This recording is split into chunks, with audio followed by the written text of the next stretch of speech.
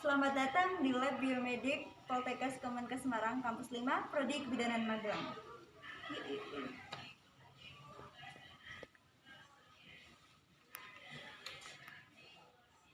Selamat siang teman-teman. Siang. Jadi di sini kita akan belajar kembali yang sudah dijelaskan oleh Bu Neni ya, tentang metabolisme karbohidrat. Kita akan mengulas kembali pelajaran yang kemarin. Jadi di sini kita sama-sama belajar. Jadi kita sama-sama jika saya salah saling dibenarkan saja nih. Oke, langsung saja di metabolisme karbohidrat. Mulai dari yang pertama itu ada makromolekul protein, ada yang dari karbohidrat, ada yang dari lemak.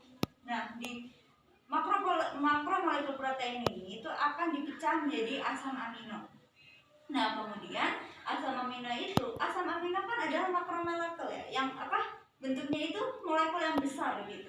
Nah, asam amino itu akan dipecah kembali menjadi NH3 dan asam keton.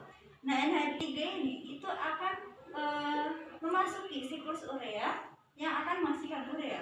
Kenapa? Karena NH3 ini tuh sifatnya itu toksik untuk tubuh. Jadi itu sebelum masuk ke dalam ginjal langsung, itu kan sifatnya toksik. Jadi harus diubah dulu ke dalam bentuk urea. Baru setelah itu diubahnya tuh di hati. Jadi baru setelah itu urea itu akan masuk dalam ginjal dan akan diproses lalu menghasilkan urin dan akhirnya keluar dari tubuh.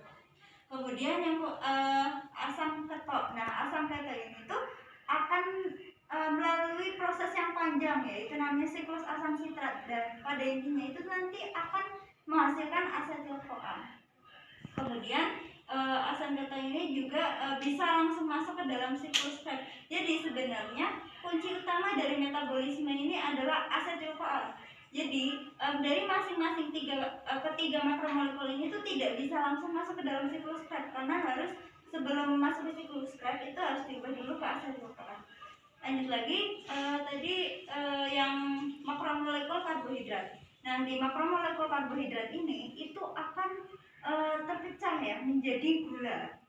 Nah, gula ini tuh akan memasuki ke dalam siklus glikolisis. Kira-kira dari teman-teman itu ada yang tahu nggak sih siklus glikolisis itu seperti apa? Ini saya punya lagunya siklus glikolisis. Teman-teman bisa cek di masing-masing tentang siklus glikolisis. Nanti kita bisa bernyanyi bersama-sama.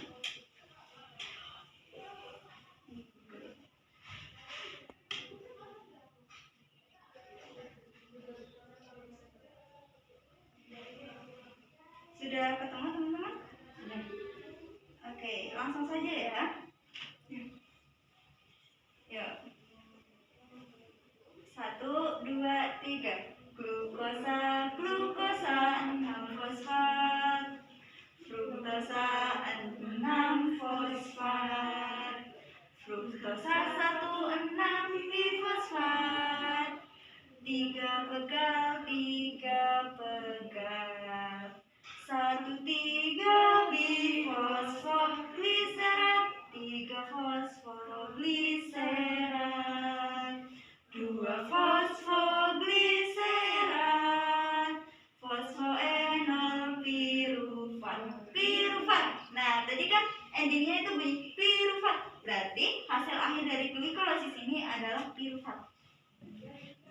Nah, di sebelum masuk ke asetil-CoA sebenarnya itu pirufat ini tuh akan masuki siklus yang namanya dekarboksilasi oksidatif, yang artinya itu dari pirufat ini itu akan terkonversi menjadi asetil-CoA. Baru setelah menjadi asetil-CoA itu baru bisa masuk siklus Krebs. Karena kalau misal pirufat langsung nih nggak bisa langsung masuk ke siklus Krebs, karena sebelum masuk ke siklus Krebs kuncinya adalah harus menjadi asetil-CoA terlebih dahulu.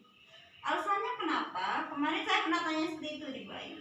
Katanya itu alasannya karena di siklus Krebs itu sendiri enzimnya itu kan spesifik ya, hanya menyediakan untuk enzim untuk asetil-CoA saja, substratnya gitu.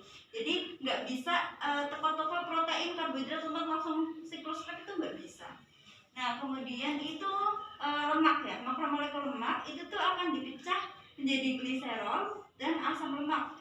Nah, kalau gliserol ini tuh bisa langsung masuk ke siklus glikolisis. kayak yang tadi, kayak lagu yang tadi sama saja. Kemudian yang asam lemak itu bisa langsung terkonversi menjadi asetil-CoA. Lalu dari asetil-CoA ini tuh akan memasuki ke dalam siklus Krebs. Siklus Krebs itu siklusnya juga panjang ya, nggak semena-mena langsung jadi gitu. Nah, pada intinya siklus Krebs ini itu akan menghasilkan ATP, terus NADPH sama FADH2. Nah, lalu akan ke ini, ke matriks mitokondria dan akan memasuki transport elektron dan fosforilasi oksidatif. Artinya dari yang NADPH dan FADH2 tadi yang dihasilkan di siklus Krebs itu tuh akan terkonversi menjadi ATP atau energi seperti itu. Dan di sini itu sangat dibutuhkan oksigen sebagai akseptor elektron utamanya. Maka dari itu di transport elektron itu tuh tempat terjadinya itu di mitokondria yang dimana itu kayak akan oksigen. Sedangkan untuk tadi yang di glikolisis itu tuh terjadinya itu di sitoplasma karena tidak membutuhkan oksigen. Di siklus Krebs juga membutuhkan oksigen, jadi terjadi di matriks mitokondria. Ini juga matriks mitokondria. Seperti itu ya teman-teman.